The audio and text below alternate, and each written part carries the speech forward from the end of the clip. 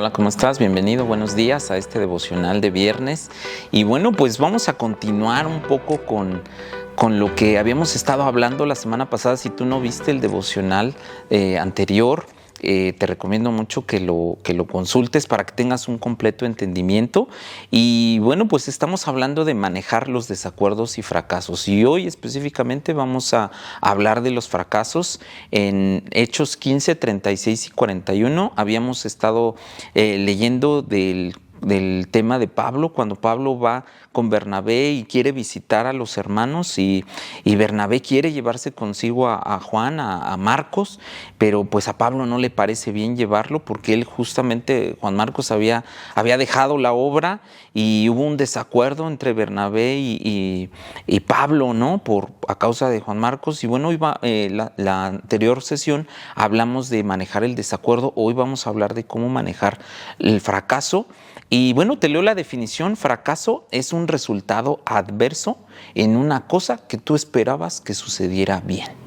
Entonces, bueno, el primer punto que quiero comentarte aquí es: recupérate de un fracaso. ¿Cómo nos recuperamos de un fracaso? ¿Cómo podemos tomar esta palabra, ¿no? Y Marcos, bueno, tú te había hablado un poquito, Marcos, el Evangelio de Marcos, pues tú lo conoces, está en tu Biblia, ¿no? Y a mí me impresiona cómo una persona que dejó en un momento la obra. Hicimos algunos análisis de por qué podría haber sido, ¿no? La Biblia no habla específicamente del por qué, pero dejó la obra. ¿Cómo es que alguien pudo levantarse así? Y aún Pablo lo desechó, pero pudo regresar.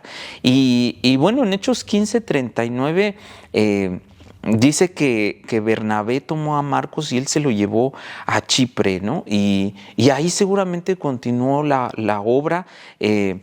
Más adelante en Timoteo también encontramos que Pablo en algún momento dice que Marcos le es útil para el ministerio, e incluso dice que en Filemón que él es uno de sus colaboradores, ¿no? Entonces, ¿cómo pudo Marcos recuperarte de este fracaso, ¿no? Y quiero hablarte de eso el día de hoy. Por ejemplo, me quedaba pensando, quizá Marcos pues sintió ganas de renunciar al ministerio, quizá pudo sentir coraje o ganas de abandonar su fe, pero ¿qué fue lo que pasó, ¿no? ¿Qué actitud tomó Marcos ante el desprecio de Pablo o ante el rechazo de Pablo, ¿no? Él no peleó, la Biblia no dice que se quedó a discutir con Pablo, la Biblia no habla que se dio de baja de la iglesia, que dijo yo ya no quiero servir, yo ya no quiero saber nada, sino que simplemente nos dice que se fue a servir a Chipre, continuó con la obra. Y esto me lleva a pensar que no debemos de dejar que una controversia, que una exhortación nos desanime y nos lleve a dejar de hacer las cosas que hacemos para Dios, que nos lleve a dejar de evangelizar, que nos lleve a dejar de servir con las mismas ganas, sino al contrario, ¿no? Debemos de tomar la actitud que seguramente tomó Marcos, ¿no? Quizá tú puedes decir, bueno, pues él era culpable, ¿no? Él decidió dejar el ministerio en ese momento, se apartó de la obra que estaban haciendo, pero él finalmente tenía tres opciones. Una era quedarse desprestigiado, a lo mejor en ese lugar donde estaba en Antioquía. Quizá podía haber pensado en regresarse a su casa. Él vivía en Jerusalén, allí vivía su mamá, su familia estaba ahí en Jerusalén.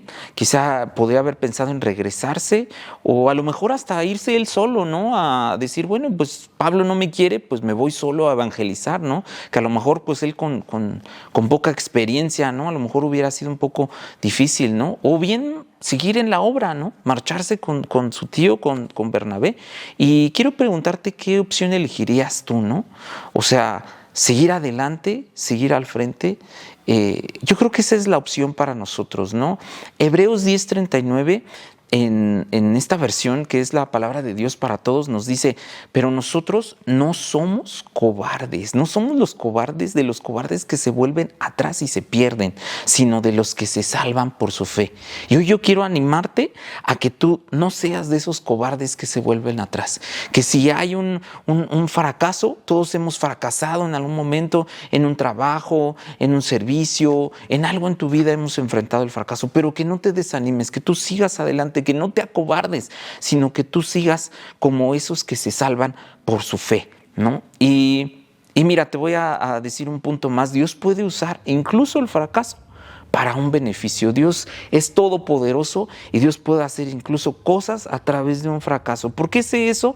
Bueno, pues por un lado, se formaron dos grupos para evangelizar. Por un lado, Pablo se fue con Silas y por el otro lado, Bernabé se fue con Juan Marcos, ¿no? Y los dos realizaron obra para el Señor, ¿no? Aumentaron la obra para Dios. Este desacuerdo que al principio quizá podría verse en una división, en algo que iba a ser catastrófico para la obra, pues finalmente fue algo de beneficio. Ninguna de las dos personas, ni Pablo ni Bernabé, abandonaron la obra.